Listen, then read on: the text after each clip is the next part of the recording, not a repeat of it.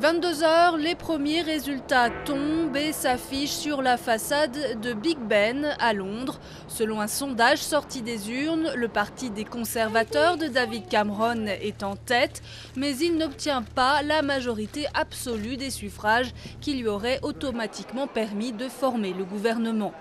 Les décomptes sont toujours en cours. Ils donnent moins de 310 sièges aux conservateurs et entre 255 et 260 au parti travailliste du Premier ministre Gordon Brown. Pour le leader des conservateurs, les travaillistes n'ont donc plus leur place au gouvernement.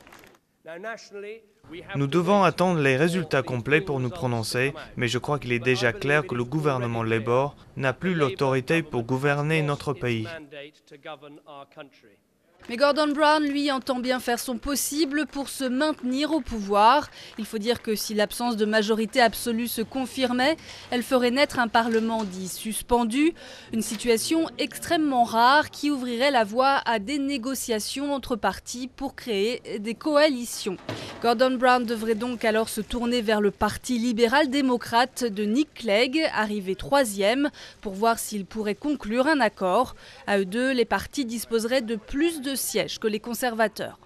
Mon devoir envers le pays, après ces élections, est de jouer mon rôle pour que la Grande-Bretagne ait un gouvernement fort, stable et moral.